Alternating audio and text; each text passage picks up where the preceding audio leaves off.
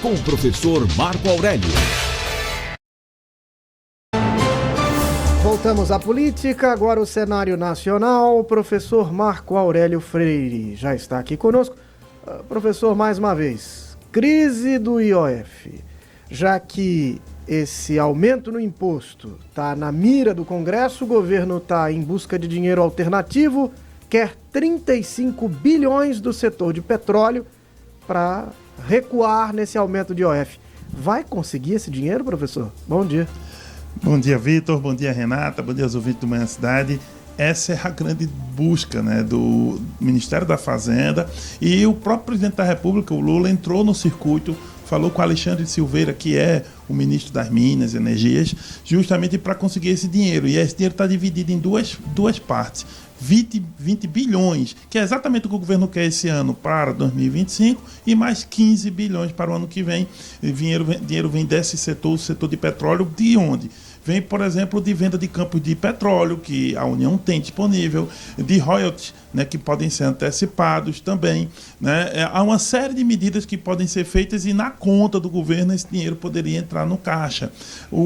Agora, o mais interessante é a discussão política disso. Né? Depois do ultimato da Câmara e do Senado, né, do Davi Alcolumbre e também do Hugo Mota, o Lula entrou no circuito porque ele vai viajar. Ele vai para a França e antes que ele viaje, ele está tentando fazer essa articulação para garantir a calmaria no Congresso. Detalhe é que o Haddad entrou no circuito também, e o Haddad até já deu entrevista ontem dizendo uma coisa bem interessante, dizendo assim, olha, eu não preciso dos 10 dias, eu já tenho a solução, enfim, para tentar amenizar o peso político do ultimato que foi sofrido pelo governo. De todo modo, esses 35 bilhões são fundamentais, porque o Hugo Mota está pedindo não só a questão do governo recuar do IOF, mas também de trazer medidas estruturais, né? Medidas para que o governo e o país não passe mais por isso. E aí passa por uma série de medidas que a Câmara está propondo, mas que o Haddad diz que quer atender algumas delas, por exemplo, acabar com algumas isenções tributárias, mas também o Congresso quer a desvinculação das receitas da educação e da saúde. Ou seja, aquele dinheiro obrigatório da saúde e da educação iria diminuir, gente. Essa é uma das medidas que a Câmara está propondo, mas nessa parte aí o governo ainda não decidiu tudo, não bateu o martelo. De qualquer modo, o Lula quer tentar resolver isso antes da viagem, porque já percebeu que deixar para depois é contratar uma crise ainda maior.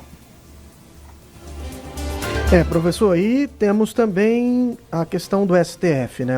Foi marcado o interrogatório de Bolsonaro no caso do golpe de Estado. Olha, isso é importante, essa data o Bolsonaro é réu, além dele mais 7 pessoas do núcleo chamado núcleo principal, e o STF marcou esses depoimentos. Marcou esses depoimentos para segunda-feira, dia 9 agora, de segunda a sexta que vem, na segunda-feira começando 2 da tarde até 8 da noite e de terça-feira em diante, desde 9 da manhã até as 8 da noite.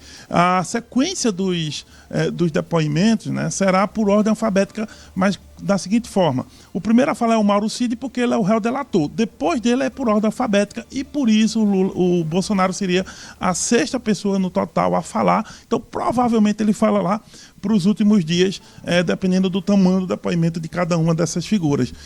Só que tem um detalhe interessante aqui para a gente entender. Além desse depoimento marcado no STF, já tem outro antes. Quinta agora, depois de amanhã, o Bolsonaro também vai depor, já em outro inquérito, aquele que trata do filho dele, né, das ações de Eduardo Bolsonaro lá nos Estados Unidos. A Polícia Federal marcou o depoimento, porque colocaram o Bolsonaro também no rol, né, dentro desse inquérito. Então, o Bolsonaro fala quinta-feira agora com a Polícia Federal, tratando da situação do Eduardo Bolsonaro, e entre o dia 9 e o dia 13, enfim, mais provavelmente mais para frente um pouquinho, Bolsonaro será o sexto dos 8 réus a falar. Esses depoimentos têm um detalhe também. Todos esses 8 membros estão impedidos de conversar entre si, porém, claro, se eles estiverem lá durante os depoimentos, o Alexandre de Moraes já autorizou que eles podem se cumprimentar, enfim, mas eles estão todos ali incomunicáveis entre si, em virtude da situação de serem todos réus no mesmo processo. De qualquer modo, são depoimentos muito aguardados, né? Mas semana que vem que a gente vê a repercussão e também o que vai cada um ali deles dizer em sua própria defesa. É bom lembrar, né, professor, que os últimos que foram ouvidos, a grande maioria deles isentou o ex-presidente Bolsonaro de qualquer tentativa de golpe de Estado. A gente pode citar aqui o ex-ministro, hoje senador Rogério Marinho, o governador de São Paulo, o ex-ministro Tarcísio de Freitas, tivemos também, acho que um advogado geral da República à época, que também disse que foi consultado sobre qualquer irregularidade, mas que depois da consulta não houve mais nada.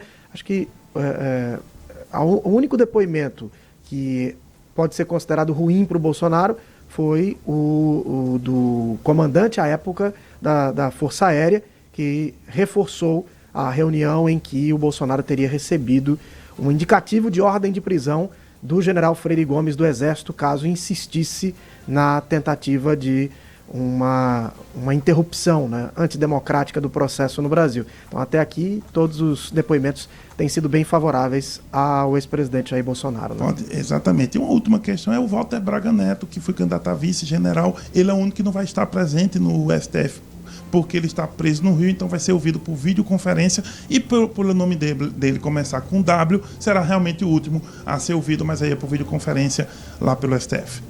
Professor Marco Aurélio Freire, muito obrigado e até amanhã. Até amanhã.